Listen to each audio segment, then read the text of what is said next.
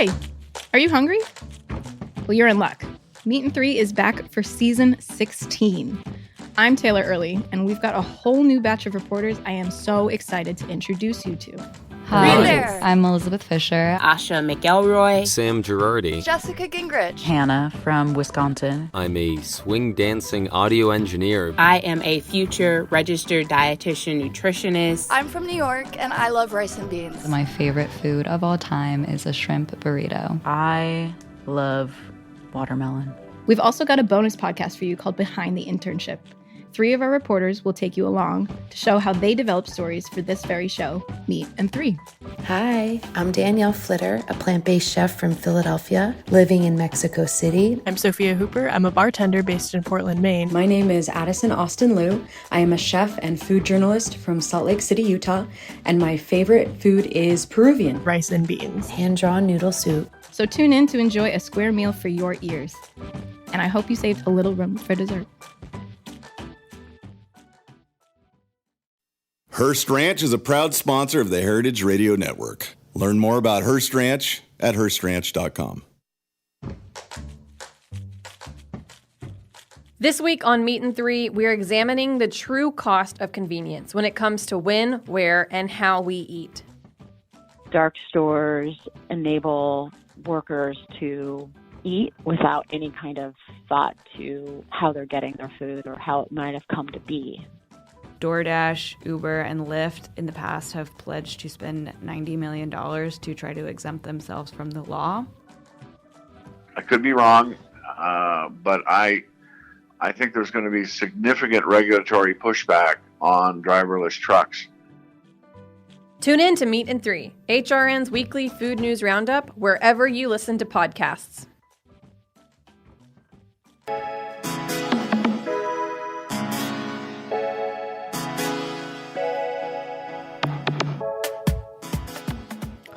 Welcome to The Line. I'm your host, Eli Sussman. Thanks for joining us for a brand new episode on this cloudy Tuesday, coming at you live from Bushwick, Brooklyn. You may have heard of Nova Scotia, Canada, but you might have a hard time placing it on the map. Located east of Maine, it is one of Canada's 3 maritime provinces and one of the 4 provinces that form Atlantic Canada. The population is around 920,000 people, which means it has just slightly less people than South Dakota. But Halifax, the capital, is bustling as a major economic center and is a popular tourist destination for those interested in all aspects of Nova Scotia sea life, including maritime history, fantastic fishing, and exploring shipwrecks. Nova Scotia is made up primarily of those from Scottish and English backgrounds, but over 5% of the existing population identifies as First Nation or Canadian Indian. While the cuisine of Canada is not something that is easily definable, Nova Scotia is a fishing culture with cuisine inspired and dominated by the sea that surrounds it. My guest today, Chef Seadon Shouse, grew up in a small fishing village in rural Nova Scotia. As a young boy, he loved seafood and would go out harvesting wild mussels and go fishing for mackerel right in front of his house.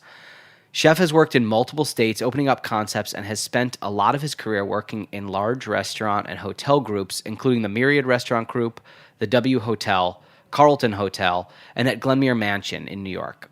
In 2005, Chef Shouse rejoined the W Hoboken to open and lead the Kitchen of Halifax, a concept inspired by his experiences growing up in Nova Scotia and his passion for northeastern farm and coastal cuisine. In 2017, Halifax earned a 3-star review from New Jersey Monthly Magazine. Chef, welcome to the show. Thank you. So I want you to tell me about growing up in a rural fishing village. I'm picturing lots of salty air whipping against a cottage, lots of lush grass, maybe fish drying or curing. How'd I do? Any of that correct? Way off base? What was it like growing up in rural Nova Scotia? So as a child, it was what I knew. So it was kind of, I knew nothing else. But it wasn't quite like that. It wasn't necessarily fish drying on the clothesline, but I grew up right on the ocean. In storms, we'd have salt water coming up into our front yard and seaweed on our roof in big storms. But fishing wasn't a big part of my life growing up. It was more of something I did just kind of for fun. But I lived very rural, lived back a mile-long dirt road, windmill for power, no running water in the house. We ground our own wheat for pancakes in the morning, hand ground. So kind of for me, it was an interesting childhood. And for me now, it kind of more reflects my current career with being a chef and kind of trying to get the products from the land as my childhood was. What did your parents do when you were a young kid? Did they travel really far to like an urban center for work, or did they work in your village? So they worked in around the town that I grew up in. I mean, it wasn't that rural. I mean, Nova Scotia's rural and small, but it's only where I grew up was only an hour and a half from Halifax, the big city. So right. It wasn't too far. Both my parents were construction workers, were contractors, so they worked kind of around the town. But we also had gardens on our property, so they grew our own produce. We raised goats. We raised pigs at one point. So we had kind of sustainable stuff on our property as well. When they worked, they would come back and harvest from there. It felt normal for you because that was your childhood, but was that how everyone around that area grew up, raising vegetables and animals and not having running water, or was your family a little bit different in that capacity? I definitely think my family was a little bit different with that. It's not that rural. Nova Scotia's not that rural. It was just my kind of family, how they decided to live. It was just kind of a decision that your parents wanted to really live off the land and kind of impart that to you. That's correct, yeah. And so as you're growing up, you're, a young adult, a teenager, are you thinking about transitioning this kind of lifestyle where you're growing things, you've got animals, and thinking that this could maybe be something that could be a career, or did you go in a completely opposite direction, and was there another passion that you had that you went and studied? So yeah, I didn't plan on this being a career whatsoever. Growing up, it was kind of more of a pain in the butt than anything, I think. As a child, I was embarrassed to have people come to the house because we didn't have running water, and all my friends did. So as a child, I didn't appreciate it as much as I do now. So I wanted to be a pilot growing up. So kind of that's kind of where my kind of path led for the first few years of my late childhood. And where did that take you? So I moved to Virginia when I was 15 to go to be a resident in Virginia, to go to Virginia Tech, where I wanted to go to university. So I moved there to be a resident, finished high school with the plan to go to university there to become a pilot. And that's kind of where my career was going for a little while until I started cooking. Did you get far into that pilot dream? Did you actually pursue it? Like, did you ever go up? Did you take flying lessons or anything like that? I didn't take flying lessons, no. I was enrolled in, actually, after moving to Virginia, decided I didn't want to go to Virginia Tech and ended up enrolling in Jacksonville University in Jacksonville, Florida for an aeronautical engineering program. And was enrolled, got scholarships. Then kind of the summer before I was supposed to go, decided to continue cooking. I had been cooking in high school in Virginia, just as a job, not really as a passion, but more just to make money, and realized that I loved it and would pursue that. What kind of flipped that switch for you? Because a lot of people get their first teenage job in food. A lot of folks wash dishes, work at McDonald's. Maybe you get a good line cook job at like the local Italian restaurant, but a lot of people give it up after that. What made you think that it would be something so interesting that it really diverted you from aeronautical engineering and pursuing the flying passion that you had earlier on in your life? Well, that's interesting. So I was actually back in Nova Scotia on a trip, just visiting with my family. I was in the airport, in Halifax Airport, getting ready to fly back to Virginia, and my stepfather and I were talking. And he basically said, "So you love cooking?" And I said, "Yeah, it's fun. I enjoy it." He said, "Well, how do you know you're going to love being a pilot? You've never been a pilot. How do you know you're going to like that?" And I said, "You're right. I don't know." He's like, "Well, have you thought about being a chef?" And immediately I was going to respond like, no, I don't want to be a chef. And then I thought about it. I was like, I don't even have an answer for him. I don't know why I wouldn't want to be a chef. So that really got me thinking right then was maybe I should kind of pursue this cooking. I was good at it.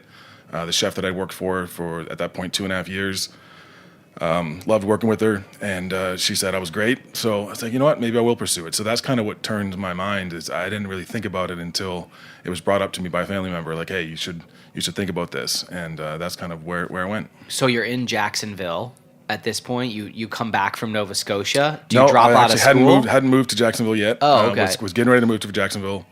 Came back to Virginia. Was going to move that summer, and ended up just giving it up. Not going to Jacksonville at all. Continued to cook in Virginia at the same restaurant for another year. So I took a year off after high school before going to culinary school. And so where did you go to culinary school? Culinary Institute of Canada. So that's in Charlottetown, Prince Edward Island. So it's another Atlantic province. So very back close to home. Prince Edward Island is right north of Nova Scotia, Exactly, right? yes. Okay. So you ended up being close to home. Did you stay on campus at the culinary school? Did you commute to it? Like, how did that work? I commuted. So the first year I actually lived about 45 minutes from the college. On a farm, on a cattle farm, actually. Just rented a room from a couple guys that had a cattle farm, and commuted. And then my second year, I lived closer to school.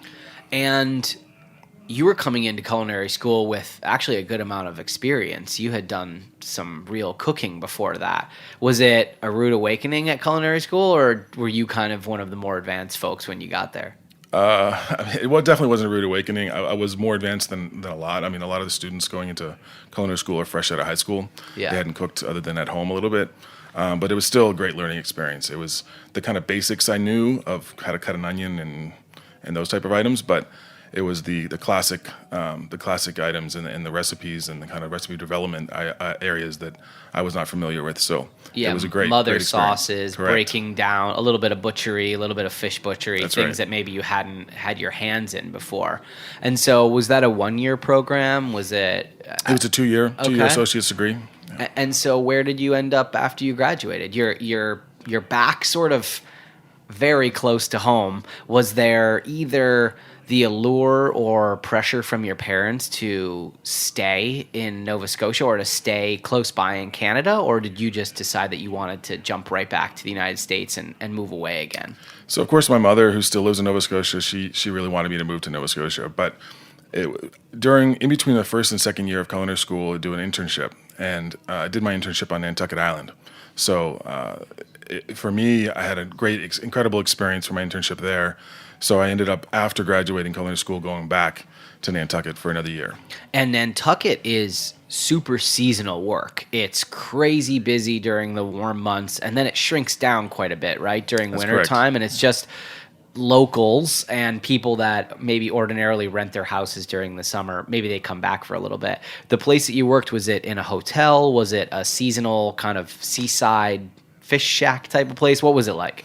So it was not in a hotel. It was the Chanticleer Inn. It was called an inn, but it was not an inn. It was a classical French restaurant. Had been around for over 100 years. The owner at the time took it over in the 70s, late 70s. A chef called John Charles Barraway, and it was an incredible restaurant, the #1 restaurant on Nantucket Island, so it was very much classical French, as you would have seen in the 60s and 50s in France. But it was like heavy dishes, but super everything based in the classics. So you got yelled at, and there was a lot of cream. There was exactly a lot of yelling, no talking during service at all, zero, no music, of course, in the kitchen like sometimes you have now. It was very regimented, but for me as a young cook, it was the perfect start to my kind of real career. Because I learned kind of the what you need to kind of the discipline you need in the kitchen. Were you a pretty disciplined guy going into culinary school and going into that first job? Would you have considered yourself at that point to have been an organized and responsible young man, or did you need that structure?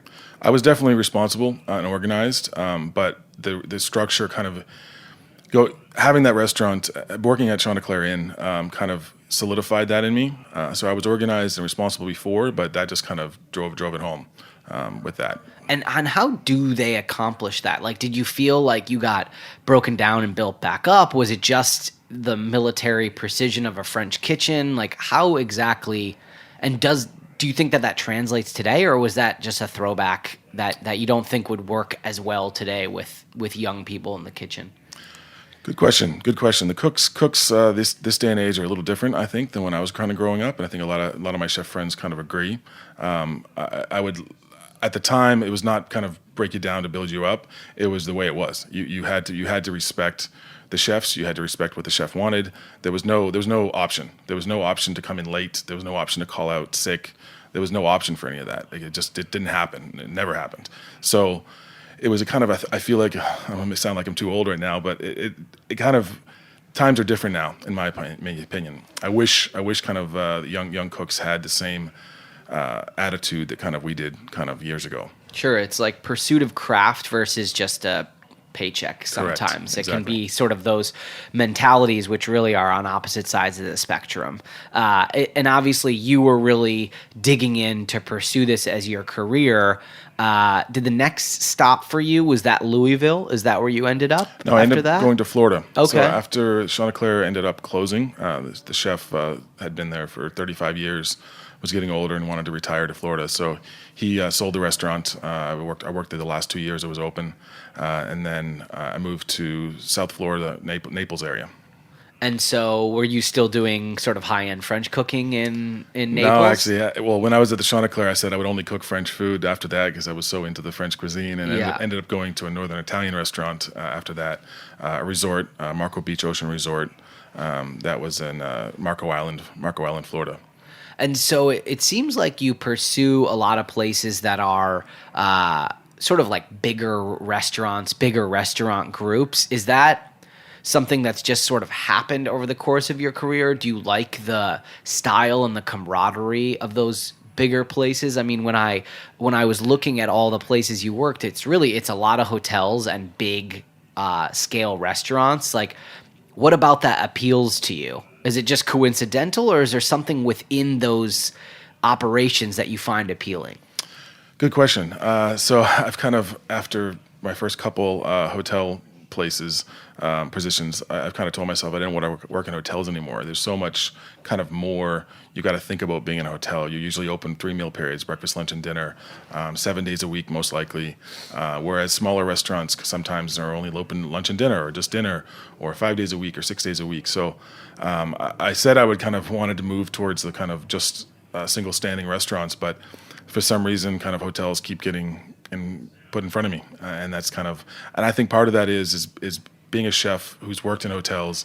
It's you know what a hotel it takes. You know what it takes to work in a hotel. Whereas a chef who's not worked in hotels might be a different challenge for them. They might not be used to it. So I think people looking for a hotel chef tend to look to chefs that have experience in hotels. Yeah, I would love for you to speak about that actually a little bit more in detail. There is a very specific skill set that a hotel chef has, and when people are hiring for their various restaurants, and you go and see a job posting maybe for the Hyatt Resort in Florida, and you think to yourself, well, I'm a chef, I ran a restaurant, we had 4 or 5 people on the line and we did 200 covers a night. A hotel is a completely different animal, and for those that have never worked in it and have never run kitchens, you've obviously run many kitchens. Can you speak to just some of the differences in a day-to-day? That what is it like to be on the line and be a chef in a hotel that someone who works in a more traditional standalone brick and mortar might not even know is a thing? So one of the items is your customer base. Customers coming from the hotel kind of a little more demanding. They're staying in the hotel. They're paying a good amount of money to stay in the hotel. They're expecting you to kind of bend over backwards a little more than you might for a regular guest. I mean, it's always about the guest, of course, but when you're staying in a hotel, I kind of think the hotel guests feel a little more entitled, let's say. So you've got to be prepared for different requests and more requests than you normally would.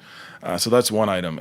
The other is, which I've already kind of touched on, is being open minimum 3 meal periods in hotels, and even at the W, we're 24 hours 2 days a week. We're never closed for 24 hours straight. We're not closed. We have overnight service in the hotel, so you don't have a period of time to come in the morning and prep up when there's no orders coming in. You've got orders coming in at all times. At the same time, you got to get ready for the other meal periods. So at the W, and we'll get to this obviously in the second half, but you run a full overnight menu basically? Like people can order real substantial food items at 4 a.m? Correct. Fridays and Saturdays we have a cook there all night long for room service. The other days of the week we have a limited menu But it's 5 days a week limited menu, and then 2 days a week full on menu. I want to talk obviously more about hotels and staffing and just kind of like the behemoth that a hotel kitchen can be. But before we get into that, I want to ask about, of all the kind of stops along the way, you're back with the W group, but the one that kind of jumped out at me was the Glenmere Mansion in New York. Yes. I looked at the website, and it's a stunning property. Not that Nantucket isn't amazing, and not that the W and the Carlton aren't great properties, but it's an extreme place to visit, to work, right? It's 150 acres, and it's kind of like a stunning old world chateau. Can you speak about how you got involved with that project and what it was like? Certainly. Yeah, Glenmere Mansion, it's in Chester, New York, so it's about 60 miles north of the city. Absolutely incredible property. It looks, if you just took a picture of it, you'd think you were somewhere on the Tuscan countryside. It is absolutely beautiful, and they actually just built a new barn connected to it for events just recently. How I got connected with them, so I was actually originally at the W Hotel 9 years ago as the chef. It was a different restaurant then. Decided to leave after about a year, and a chef friend of mine kind of was consulting at Glenmere Mansion. Wasn't a permanent position, was just kind of helping them out, trying to find them staff, get them set up, and recommended I kind of check it out. So I drove up there, immediately looked at it. I was like, wow, this place is gorgeous. And 60 miles, I said, I'm used to commuting a little bit. 60 miles shouldn't be a problem. So I did a tasting and got the job. And it's a Relais Chateau property. So it was my first Relais Chateau property I worked at. And it was exceptional. For a chef, it was kind of a perfect world of two restaurants. We had the supper room, which was very fine dining, tasting menu only. And then we had the Frog's End Tavern, which was a more casual. It wasn't like a tavern that you would think of here in the city, but it was kind of a high-end casual kind of bar. But it was inside a 17-room exclusive inn. So you could do more, as a chef, you could do more casual food. Had some pot pies on the menu, different braised dishes, more casual. And then you had the supper room menu for you could kind of experiment and have fun. And there was the clientele mostly either people staying at the hotel and then buyouts for weddings and things like that? Or did it draw from neighboring? Because it's a pretty fancy restaurant. Is it the type of place that people make a reservation on a Tuesday and they just go there for dinner? Or is it really just like a special occasion type place? Some of both. It was pretty much, if you were staying there, you were pretty much eating there. Mm-hmm. But there were only 17 rooms, so okay. Couldn't just rely on in-house guests. There were people in the community that would come in for lunch, come in for dinner. We did wine dinners every Thursday night, different wine region every Thursday. So a lot of the locals would come for that. It was kind of priced kind of more affordable, and it was fun because it changed up. So a lot of locals would come in. Did you stay on the grounds during that job, or did you live off-site? No, I lived the same place I live now in the city, Midtown. Wow. So I commuted. Reverse commute, drove there every day. How was that on your mental psyche? That's the reason why I'm not there right now. It was it was incredible. Days that were no traffic, it was only an hour and 15 to an hour and 30. But when I hit traffic, sometimes coming back into the city, it'd be 2.5 to 3 hours, and just adding that to a chef's normal long day is too much. At the end of your shift, you kind of just want to hop in a cab or hop on a train and be home, right? That's right. Yeah. Do you still live in Midtown and commute to Hoboken? I do. Okay. I do, yes. So you're still in the same spot. So after you are at that property, at that point, you've been an executive chef for quite some time, and do you feel at that point in your career that you have your own specific individual style, or were you still kind of finding your own voice in the French, Italian fine dining kind of landscapes that you had been working? I feel like I was kind of finding my own voice my whole career up until Halifax. I was working in different restaurants that already had an existing concept that wasn't necessarily my concept. So whether it be a Northern Italian or classical French, or Glenmere Mansion was kind of French European influenced, and another French restaurant I worked at. So it was more kind of they already had their own voice, kind of own concept, and I was doing my versions of those type of dishes, but I don't really feel it was necessarily my food. We're going to take a quick break, and when we come back, we're going to talk more about finding that voice and opening up your own concept. Stick with us here on The Line on Heritage Radio. We'll be right back.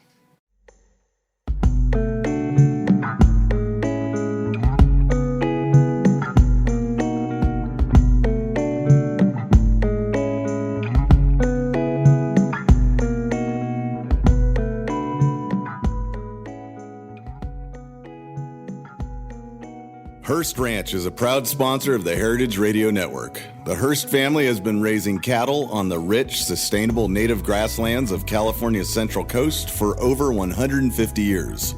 Piedra Blanca Rancho in San Simeon is the original Hearst Ranch, founded by George Hearst in 1865. George's son was the famous publisher William Randolph Hearst. In addition to being known for building the iconic Hearst Castle, William was, like his father before him, an avid rancher. In his words, "I would rather spend a month at the ranch than any place in the world." Thanks to one of the largest land conservation easements in California history, a joint effort with the California Rangeland Trust, the American Land Conservancy, and the state of California, the working landscape at Hearst Ranch will be preserved forever. Learn more about Hearst Ranch at HearstRanch.com.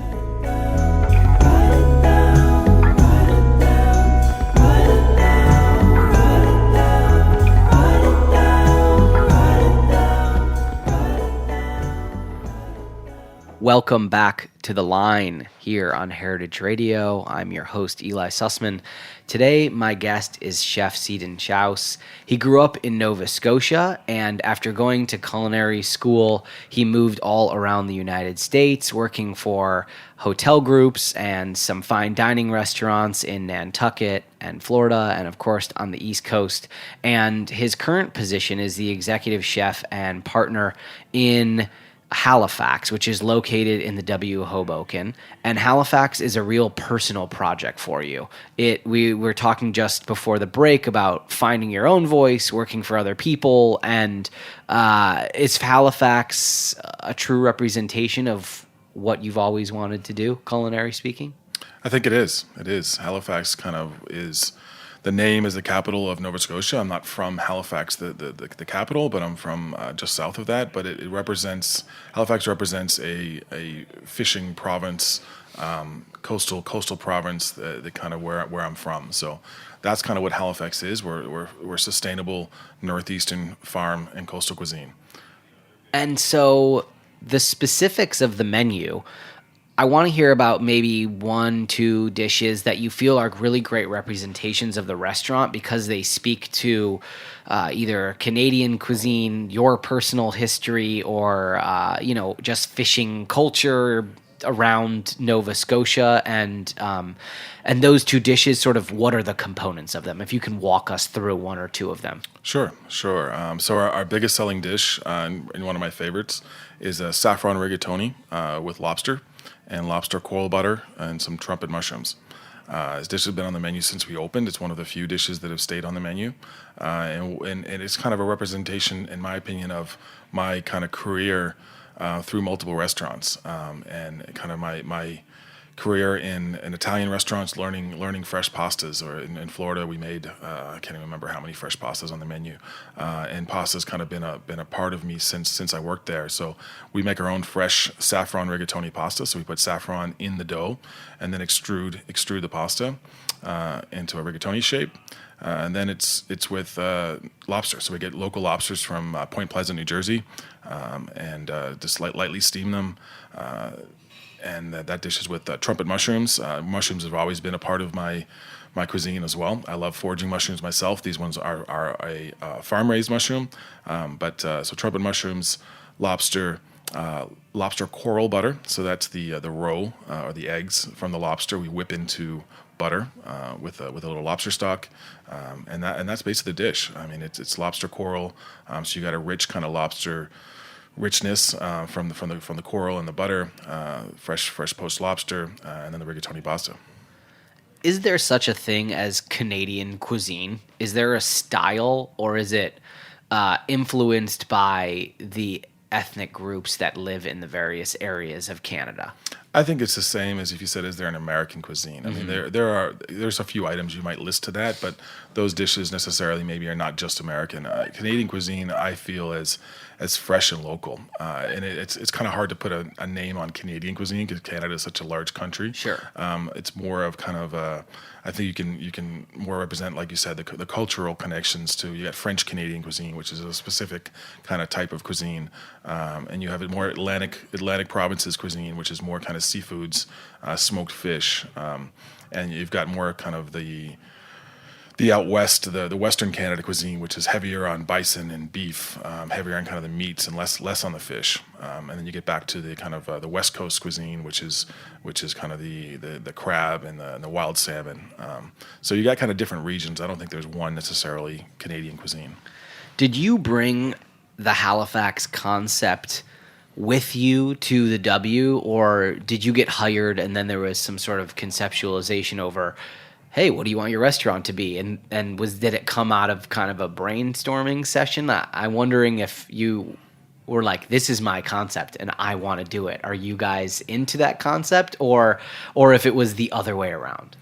So it's kind of a mix. That's great. For me, this was in my opinion, the perfect setup for a chef who wants to have his own voice.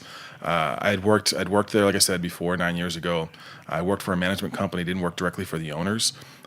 There's basically, to step back, there's owners that own the whole property, and they have the W hotels running the hotel, and then they had a management company running the restaurant. So I worked for that management company before, so I didn't really know the owners too well. About 4 years ago, I heard that they were looking for a chef, and the management company wasn't there anymore. So I reached out to the owners directly through some friends, some mutual friends, and set up a meeting with them. And basically, we were exactly on the same lines. I wasn't necessarily wanting to go back to the same restaurant. They weren't wanting to keep the same restaurant. So they brought me in and basically within the first few minutes said, so what kind of restaurant do you want to put in Halifax? I was like, what do you mean? They're like, oh, we're looking for a new restaurant. I'm like, really? That's perfect. That's what I want to do. Sorry, it was a different restaurant, Xylo. So what kind of restaurant do you want to put in the Xylo space?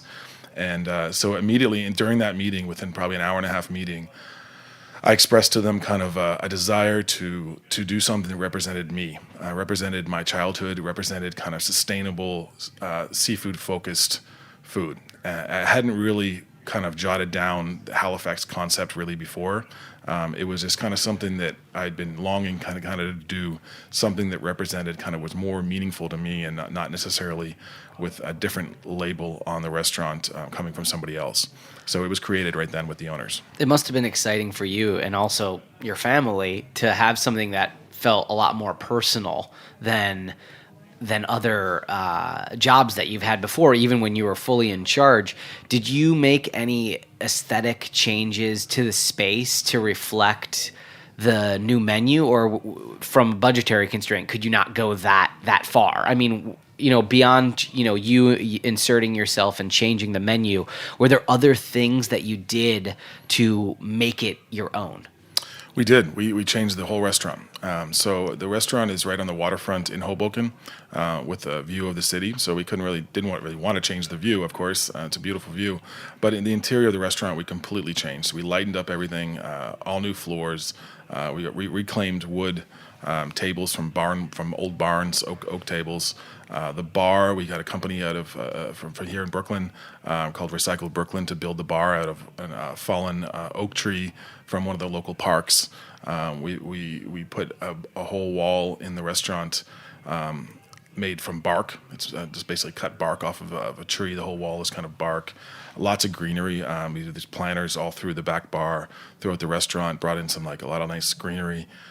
And then we have which to me the focal point of the restaurant. We have a whole wall that's called our kind of living wall. It's not actually living. It's moss that's kind of been embalmed. Let's say, so it's real moss and still green, but it's not live anymore. So we kind of brought a lot of kind of green and light colors into the restaurant, whereas a little darker before. There's a lot more woods, dark woods, and kind of dark metals. We brightened it up a lot to reflect kind of the Nova Scotia kind of feel. Was the opening of Halifax the first time that you'd ever flipped a hotel restaurant before and hadn't come in and run a concept, or had you been part of a opening before? I've been part of openings before, but not turning an old restaurant into a new restaurant from start to finish. We opened Halifax, when I started with them, it was a different restaurant called Xylo. So for the first 6 months, while we were doing all the planning and the design phase of Halifax, we were still running Xylo, and then we closed for a month. And during that, literally only 30 days, we closed to do the whole renovation. It was a whirlwind renovation. During that kind of time, I got to start from start to finish. Whereas another restaurant where I worked in Louisville, Kentucky, Proof on Main, was part of the opening team, but it was already built when I came on, so I wasn't part of the kind of whole build out of that. What's the most challenging aspects of being a hotel chef? Oh, challenge. It's staff. I mean, I think, I don't know if that's different from being a hotel chef or just being a chef in general, but staffing is tough. Kind of have good staff. I think that's kind of what everyone says probably as well. But I mean, back to what I said about the hours. I mean, the hours you're constantly open, so you've got more than just kind of worrying about just dinner shift or lunch shifts. You've got all the shifts. So I think to me, that's one of the most challenging things is you're open every day of the week and at all times. What's your hierarchy? What's your structure like? Do you have someone who functions as a CDC who runs specific services? Do you have set sous chefs that are tied to a service? I'm trying to, in my head, count up how much staff you would need. How many do you have in the kitchen altogether? It seems like you would need at least 25 or 30 people to run that many services. So we have 45 total Okay. people in the kitchen. Part of that is because we do all the banquets for the hotel as well. Sure. So I have myself, of course, the executive chef. I have a chef de cuisine, a banquet chef, and then 2 sous chefs as well. So as far as the chef team is quite larger than you would have in a normal freestanding restaurant. Yeah. And then kind of the cooks and commis and stewards down from there. And so it would be my opinion that working at a hotel has some perks, and those perks might be, all right, when things break, there's, they have their guy, their team that comes in and fixes things. There's a night porter team that comes in and can clean the place top to bottom. What are some of the tools that you have at your disposal that someone who's never worked in a hotel might be able to implement, maybe not on such a grand scale, but what are some things that you've learned from being in a hotel that are like just necessities because it's such a large team and such a large space that someone could use as a takeaway for their restaurant? Sure. And I think this is kind of not just being in a hotel, but for every restaurant is when things start kind of failing and kind of don't put Band-Aids on them, fix them. Band-Aids just kind of build up, and then you get a bigger problem. Fix the little issues. Something that I've learned over the time, and I know some restaurants might not have the budget for it, is giving your staff the tools they need to be efficient. It will eventually save you money. You might spend a little extra money getting brand new Cambros to store your product in, but your stuff's going to be more visible in the walk-in. Your prep's going to be more visible. You're going to be able to label and date easier. So that therefore you'll probably have less waste. So you're going to save money in the end. You're going to give your staff kind of a clean, organized environment. And in the end, I think you'll come out on positive. Where I think some other restaurants don't necessarily have that mindset. They want to save. Don't want to spend that extra $20 for a Cambro. Whereas, in my opinion, you save money by spending money. How would you consider your style of leadership? How do you teach young people in the kitchen? Staffing is always an issue that everyone on this show talks about, and building a cohesive staff, getting them to do the work, and then getting them to stay is really challenging. So it is challenging. How do you take all of the experience that you've had over the years and pass that along to young staff that might not have necessarily the drive that you had, 10, 15 years ago when you started cooking? Well, I still think that's something that I'm kind of growing myself. When I was a younger chef, for my first few restaurants that I was running, I was kind of a yeller and screamer because that's the way I kind of was brought up in the classical French restaurants and Italian restaurants. It was kind of, that's the way you get things done. And I realized thankfully a few years ago that you don't necessarily need to be like that. That basically staff will respond better for you just being more understanding. Still have to be stern, but be more understanding. I find my management style is as flexible as possible as long as you communicate with me. Pretty much all my staff, if you give me a week or two notice, they're going to get off. You're going to get off when you ask to be off. I'd rather you request off a Saturday night than call out Saturday night because you were too scared to request off. If I was yelling and screaming at you every day, you might not have the kind of confidence to ask me for a day off. Well, I'd rather give you that day off and plan for you not to be there rather than you just not show up. So that's kind of something that I feel at least works for me. I mean, it might not work for everyone, but I think that works for me. Most of my staff have been with me for years. Some of my staff, one of my sous chefs was a dishwasher 9 years ago when I was at the W, and he's still with me as a sous chef now. That's awesome that you've been able to help him grow and keep roles for him within your organization so that they stay. That's part of the challenge is giving people the opportunities to step up. Sometimes it's just not available at the right time, and then they leave. I'm wondering about, since you're now in a place that really represents you, and you're able to be fully in control and put whatever you want on the menu, do you think about the future 5-10 years from now? Are there other projects that are brewing in the back of your mind? Do you feel really content and satisfied with where you are right now? Or are you getting a little bit of an itch in any way? So I'm content, but I'm definitely not satisfied. I don't think a chef can ever be really satisfied. I keep quite busy. I just got back last night from another property I have in Northern California called Timber Cove. The restaurant's Coast Kitchen, and that's in Jenner, California. So I was brought into this project about a year and a half ago. It's the same main owner as the W in Halifax restaurant, and he has this property, and he asked me to be a partner with him a year and a half ago. So I'm a partner in the restaurant there. So that keeps me quite busy. I'm there every month for a minimum a week, so that's one project that I'm working on. I've been working on for a while. Definitely have other projects that I'm looking at doing. Kind of want to do a more of a high-end kind of tasting menu, small restaurant, kind of speakeasy style. Still working on that though, so not too much information on that. That's intense. You have bi-coastal restaurants that are occupying a lot of your time. The California project, how do you manage that from afar? Staffing is the answer to that. Having good staff you can trust and work with is key. And that property is unique in that it's quite remote. It's on the Sonoma coast.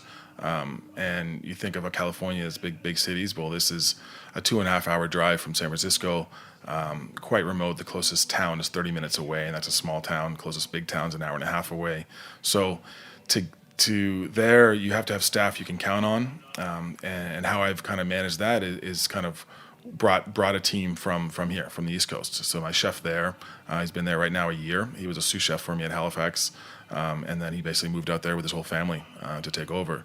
One of the sous chefs and the pastry chef is from here as well. She was a pastry chef at Halifax and had the opportunity to move out there. A couple of the dining room managers came from Halifax as well. So I've got a strong team that kind of I've worked with for years now that are kind of helping there. So that's how it makes it possible for me. If it wasn't for the staff, it wouldn't be possible. I couldn't run both restaurants 3,000 miles away. Yeah, it sounds kind of impossible anyways. Obviously, you're managing doing it, but I imagine that on days that you get an email and you're in New York or vice versa, there's a certain amount of added stress to the fact that you can't just hop in a lift and shoot over to your other property and check in what's going on. There's a huge amount of trust that goes on beyond a sort of a normal two-property executive chef type of experience. You really have to let those people do their job because you can't really babysit them every single day when you're across the country. Geographically closer, but still far in people's minds is the fact that even you live in New York, but your restaurant's in Hoboken. I'm curious about how, if this is true or not, is there a perception of New Yorkers traveling to Hoboken to eat dinner? Is that a problem that you face with the restaurant, that you're trying to get people that live in the city to come visit the restaurant, or is that not really an issue whatsoever? I wouldn't say it's an issue. Do we get a lot of people coming to Halifax from New York City just to come to the restaurant? No, not a whole lot. I mean, it's once people come, then they do. I have a couple that I met at an event in the city a few months ago that live in Long Island, and they came in for 2 days just to come to the restaurant. They stayed at the hotel literally just to eat breakfast, lunch, and dinner at the restaurant, That's which awesome. was amazing. But Hoboken is a lot of Hoboken. The people that live there are people that work in the city. Right. They choose to live there, kind of a little less stress, a little more room. So a lot of our clientele are locals. We're in a hotel, but we're not a hotel restaurant. So we get maybe 20% of our businesses from the hotel, which is great, but it's mostly locals. And the locals are kind of Hoboken, kind of Jersey City, Bergen County kind of area. But we do get people from the city. It's amazing to me how many people have never been to Hoboken, myself included. When I first went there 9 years ago, I was like, wow, this is like a community. This is not like you're in the city, and then you're literally looking at Manhattan skyline right there. It's a beautiful kind of place. So yes, we would like more New York City people to come, but I understand. I mean, there's so many restaurants in Manhattan. It's in Brooklyn. It's kind of a longer little commute, but it's worth it. The view's unbeatable, though. You're looking at Manhattan, which obviously, no matter where you are, FiDi, South Seaport, it doesn't really matter. You're looking out from that beautiful view. Let's let everyone know what the address is of Halifax, the website, how can they find it? And obviously you're open all the time, so they can come whenever they want. But where is it located in Hoboken? So we're on 3rd and River Street. The address is 225 River Street. We're right on the waterfront. Kind of in the W Hotel, and if you're looking from the city, you just look for the big W on top of the hotel. So you can take the PATH train, the Hoboken PATH train, and it's a 3-block walk from the PATH train, so it's quite close. And the walk is right along the water, like you said, with a beautiful view of the city. Our website is halifaxhoboken.com. And we're open breakfast, lunch, and dinner Monday through Friday, and then breakfast, brunch, and dinner on Saturdays and Sundays. We do a great brunch Saturdays and Sundays as well. And the California project is located where? It's in Jenner. It's north of Jenner, California. It's right on Highway 1, right on the coast. And it's called Timber Cove Resort. We just got named, actually, as of yesterday, the #1 resort in Northern California by Condé Nast Magazine. Awesome. So that's Congratulations. Great for us, yeah. Cool. And the website, if in case anyone wants to get out there? TimberCoveResort.com. Awesome. Chef, thanks so much for being here and sharing a little bit about your background and, of course, telling us all about Halifax and all the great projects and all the places that you've worked over the years. It's been a pleasure. Appreciate it. Thank you very much, Eli. Everyone, thanks for listening, and you can join us every Tuesday for new episodes of The Line with chefs and restaurateurs telling about their career and their life story. Join us next week for a brand new episode, and if you want to find old episodes, you can find them at heritageradionetwork.org/The Line, or you can download them anywhere you get your podcasts. Thanks for listening.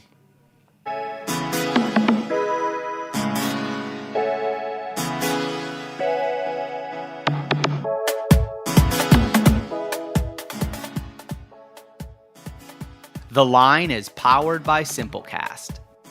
Thanks for listening to Heritage Radio Network, food radio supported by you. For our freshest content, subscribe to our newsletter. Enter your email at the bottom of our website, heritageradionetwork.org. Connect with us on Instagram and Twitter at heritage_radio. You can also find us at facebook.com/Heritage Radio Network. Heritage Radio Network is a nonprofit organization driving conversations to make the world a better, fairer, more delicious place. And we couldn't do it without support from listeners just like you. Want to be a part of the food world's most innovative community? Subscribe to the shows you like, tell your friends, and please join the HRN family by becoming a member. Just click on the beating heart at the top right of our homepage. Thanks for listening.